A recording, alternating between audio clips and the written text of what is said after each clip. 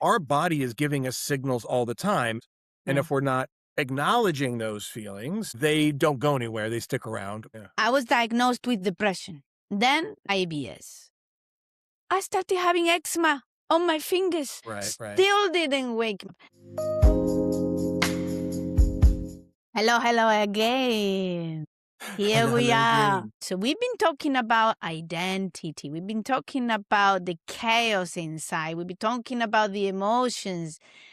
And what happened when we don't attend to that chaos? What happened with that when that chaos, that stress is so prolonged in time? If you don't hear it, your body will start talking to you. Yeah. Might even start screaming. Exactly. And so we're going to share live experiences of how this happened. And real quick, I just want to say something really quickly, just as kind of a disclaimer. Miriam and I are not physicians. We are not MDs. We are not doctors, clinicians. We cannot speak to this from a medical perspective. We are not going to try. So I just want to be really clear about that. What we can speak about, though, is what we've noticed, either in ourselves, those around us, who, our loved ones, to clients we've worked with, and to the patterns that we keep seeing that are really just hard to ignore. So I just want to just preface the conversation before we go into this, like where we're coming from. Yes, perfect. And let's just firstly I'm going to be the living proof here, okay? I'm going to start talking about what I have lived. Firstly, mental issues. I was diagnosed with depression. I was already in the army, so at 19. Yeah. And the doctor said to my father, your daughter has a depression of an elephant, with those words. And I looked at him and I said, what the heck does that mean? I didn't even know what depression meant. I didn't. The guy said, your daughter has depression. I said, what's that? And so I started very early with physical and mental issues. So that was one. Then later on, I developed IBS, irritable bowel syndrome. And it was because I was having so many troubles. I had met my husband and I was coming to the UK a lot. And then I was having a lot of pressure at home back in Spain. I was still studying. I was also in politics. Yes, I've been a politician as well, believe me. Yes, but I didn't get paid trying to help the system. Anyway, on the last trip to the UK, on my way back, I had a lot of pain in my belly, a lot of pain. Immense. And I was like, oh my God, this is not the period. This is something different. I went to the doctor. Oh, maybe you are celiac. They did the celiac test. No, you're not. Maybe you are lactose intolerant. No, you're not. What's going on here? So let's do a colonoscopy and an echography and then from the mouth, right? And from the bottom. Yeah. And they couldn't find anything. So here are the words of the doctor, gastroenterologist. He said, Miriam, we can't find any physical proof that where this pain is coming from. So when that happens, we usually tend to say is irritable bowel syndrome. And I said, and what on earth is that?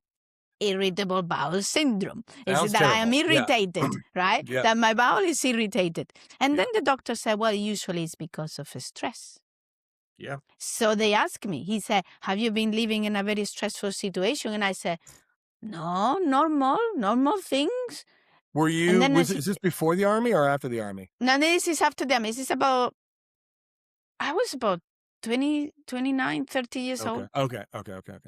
Anyway, I said to the guy, I said, no, I don't have any particular big stressful thing. And then he said, well, you're going to have a think, because this usually happens when the nervous system is activated for a prolonged time, for a long time. And then I thought about it. And then I was like, oh my God, yes, I'm very stressed out. I really am very stressed out. And I realized I started having eczema on my fingers, here, and here. And I was like, what is this? What is this? So I again went to the dermatologist and again, what is this? Am I allergic to any food? What's going on? It itches a lot. It itches like mad. I couldn't even sleep putting all of those creams.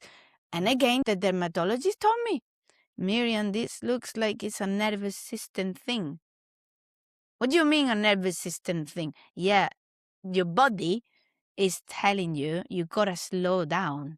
Those were the words of the doctors. I realized massive connection between my stress and I was lost inside.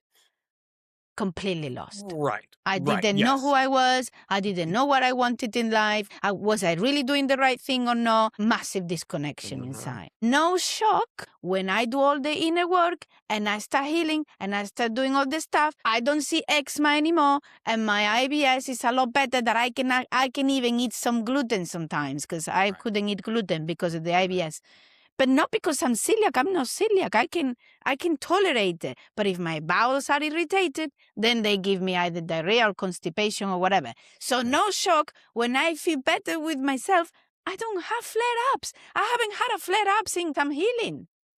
And that's why I wanted to mention why I am the living proof that once you feel better with yourself internally, more relaxed, more aligned to who you are, more in connection with your emotions, which is the key. The connection with your emotions.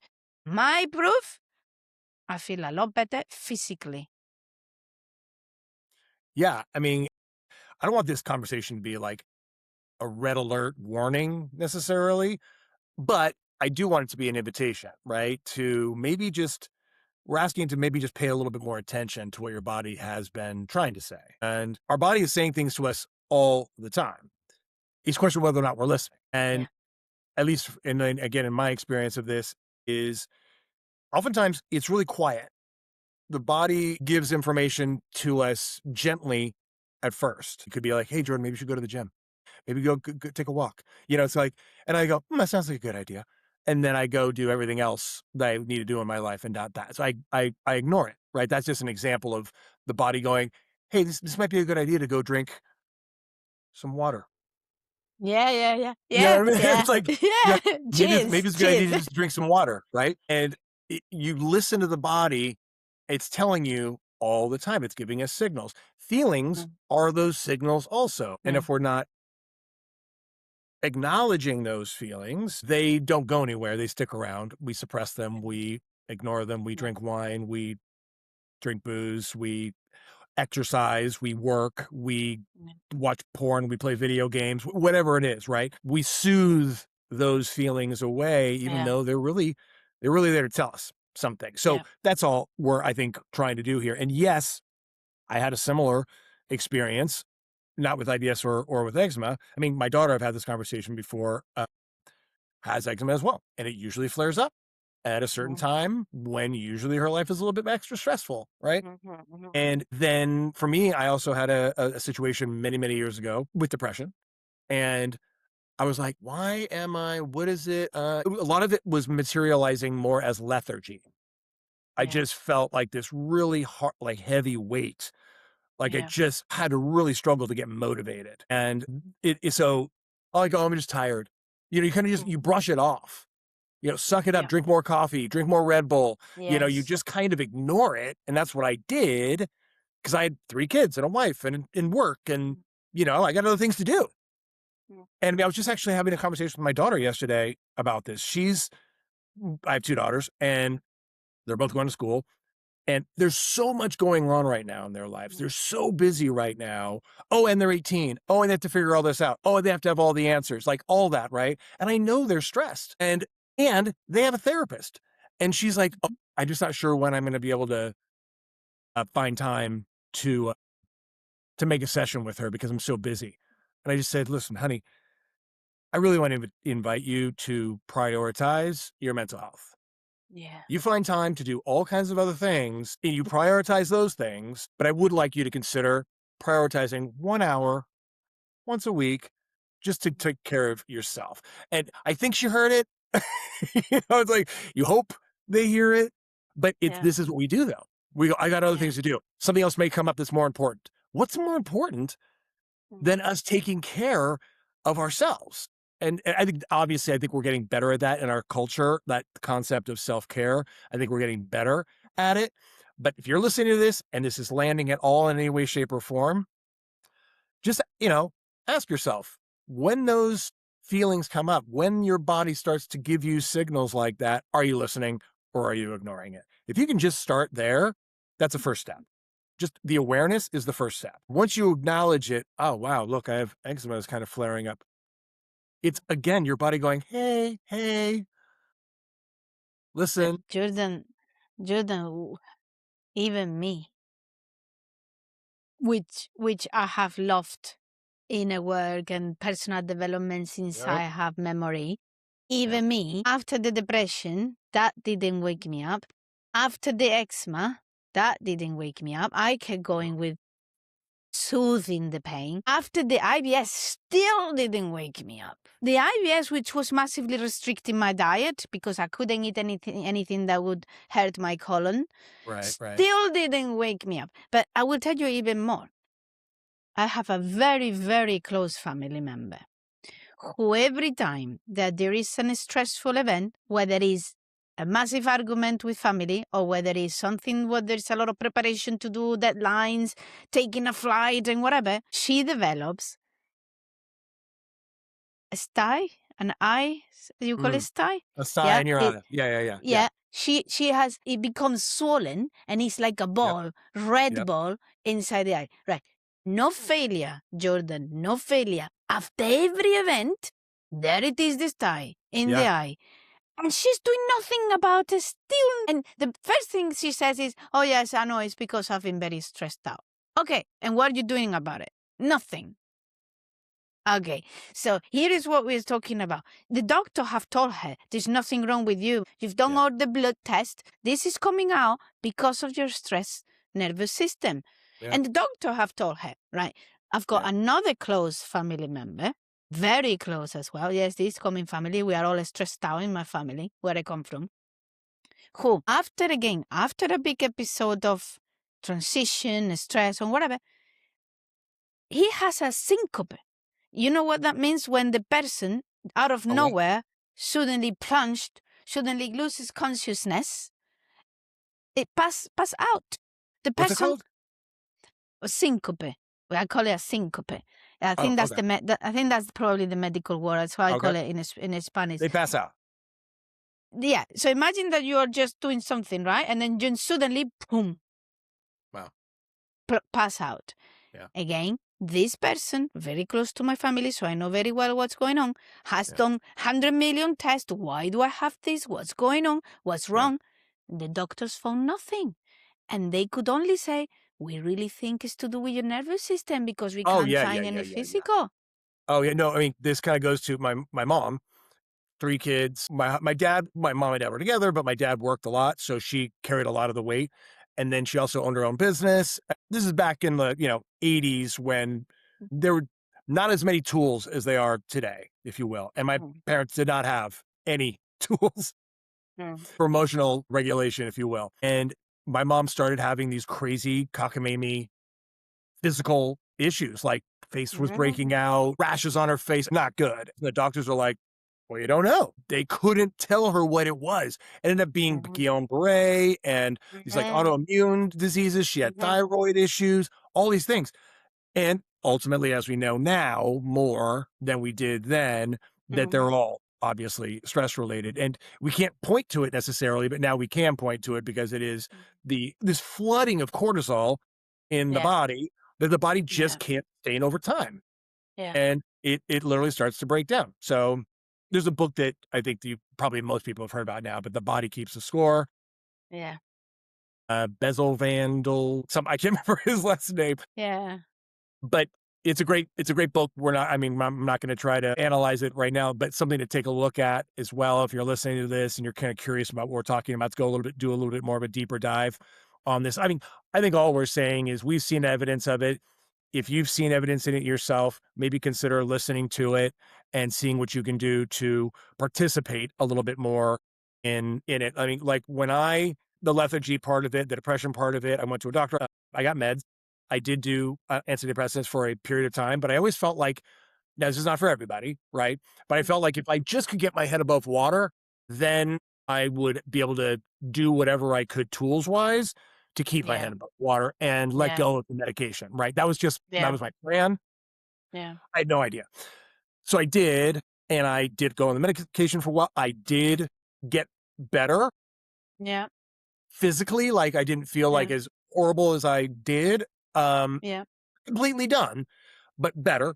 And then I weaned myself off the medication and I haven't taken it in, I don't know, probably 10 years now or something like that. Yeah. But Yeah. what I'm saying though is to each their own. This is a personal experience, right? Not everybody's got the same chemistry. And for me, reducing the medication, but then increasing my self-care through meditation, cryotherapy, infrared sauna, exercise, like a ritual in my life that allowed me to consciously self-regulate myself so that when things did come at me, Yeah. I didn't react to them like I Yeah. used to, as if my life was in danger. Yeah. I am now able to, life's still coming at me every day, but I feel that I'm more equipped, I guess, to notice it sooner when I start to Yeah. go off the reservation. Yeah. I check in Yeah. with myself on a regular basis. I have people like you in my life. I have my wife. I have my meetings I go to. So So That felt very nice. I got people like you in my life. but it's true though. I mean, I think we have to have people in our lives who kind of also go, "Hey, how's it going? How are you? No, really, Yeah. how are you?" Yeah. And not Yeah. take your immediate bullshit at face value. Yeah. And I think once I started to practice that more regularly, it helped to fill my tank in such a way that it didn't my tank wasn't empty at the end of Yeah. each day. You know what I mean? I was able to Exactly. continue to keep it full so that when things came at me, they didn't knock me down like they used to. Because things used to knock me down. I mean, if they hit me, Yes. I was down for days, weeks. And I mean, I wasn't like incapacitated. I was still functioning, but I was surviving, right? I wasn't thriving. I was Surviving, Jordan, which Yeah, is what we I all was do. getting through. I was just getting through. Just suck it up. Surviving. Yeah. But I wasn't thriving. And I feel like that's what I get to do now. And again, it's a work in progress. I'm still figuring it out. Jordan, Yeah. not even thriving. You weren't living. You were surviving, not living. And that is Yeah. exactly Right. when your body's talking to you and your body's telling you, you are Mhm. surviving. Stop it. Time to live. So basically, what you're saying, Jordan, and it's very good because it's telling people Mm. that you now notice when your body speaks. Yeah. And you catch it early and you check in with yourself and you go, ooh, there's something I need to do here. Mhm. And you gave a book recommendation earlier, and I would love to give another book recommendation because, yes, I am a massive fan of Gabor Mate. Massive that was it. fan. That was the other one on my list. That was the Okay. other one. Yes. So when the body says no, the cost of hidden stress of Gabor Mate. Oh my God. I'm a Yeah. massive fan of this guy Totally. because Totally. he's a physician that have seen it time and time again, how the people that get more illnesses are the people that are more stressed and the people that are as we always say, less authentic with themselves and living the script of someone else. Ah. Yeah. Yeah. Please listen to your listen. body. Please. If I had listened when I was in my depression, which I did come out, and like you, I was also on antidepressant, and I came out progressively because you can't come out all at once. I did a lot of inner work then. I did the retreat thing of going to the forest on my own and being Buddha-like and read the books, self-help books. Yeah. I basically changed a lot of things in my life, but I was only 19-year-old, right? Yeah. Didn't catch at that time. I just thought, okay, I need to heal my depression and I need to just find a meaning for my life and carry on. I found my meaning in that I left the army and I went on to study a law degree. I went back to university. And that was the thing that kept me going and ticking on boxes. Yeah. Again, I didn't wake up. I still had the eczema issues. Then I had the IBS issues. Still didn't wake up. I would love if someone that is watching the podcast has any of those physical issues or know anyone that has the physical issues and just say, no more, no more. Now I am going to look what's going on. If one person just look at those issues and says, okay, I'm not going to just let it go. I'm not gonna put it under the rug, or what you were saying, or just tick in the box and just do what next. Just leave it for later. Soothe the pain. Go on to chocolate. Go on to Netflix, video games, whatever you want to. Go out with your friends. Yes, okay, you can do that, but put a little bit of time in your life for yourself. Like you said to your daughters, by the way, your daughters, I'm sure they're very proud of you, because what a great dad you are, that you are promoting time for yourself. Yeah, I think it's just a question of just catching ourselves. That's all I wanted to do, was kind of interrupt her engine for a minute and say, Mm-hmm. do you hear, and I do it too, right? Like, I hear myself preparing what I got to do, what I got to figure out, what I got to sort out, what's next. Yes. And sometimes just to go, whoa, whoa, whoa, whoa. What if you pause just for a second there? Are you taking care of yourself here? What are you doing to take care of yourself here? And then what are you prioritizing? Are you prioritizing making sure you get to every party? Are you prioritizing taking care of everybody else? That's what I think I'm asking people to consider looking at for themselves. Yeah. So now you notice Yep. your That's what I thought. body, your body may have been speaking long before your mind was ready to listen. Yeah. Yeah. The physical thing that keeps on showing up that you keep attributing to something random, maybe there's a pattern worth getting curious about. Yes. Jordan, what an intense episode for me when it touches health things, and for my family members.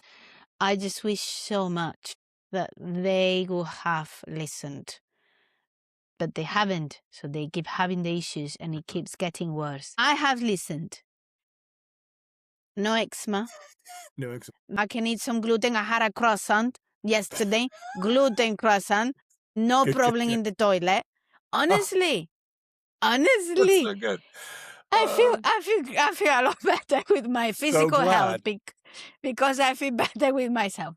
So Yes. please look into yourself, listen to your body. You're welcome to keep listening to Jordan and me, who never shut up. We talk a lot, but that's great. And I'd like to hear, if anybody who's listening, watching, has any stories that are victories, any wins, like what we're saying, oh yeah, I've had the same thing Yeah. and this is what I did, would love to hear that as well. Yes. Yes, definitely. Leave us comments if you want. Yeah. Like and subscribe, all the things that we do on YouTube. Yes.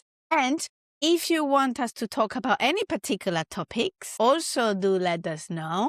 We are passionate about anything to do with improving lives, right? From a personal development point of view, growth mindset, healing, and everything. Okay, Jordan, again, a pleasure being in this conversation with you. Did you enjoy this one?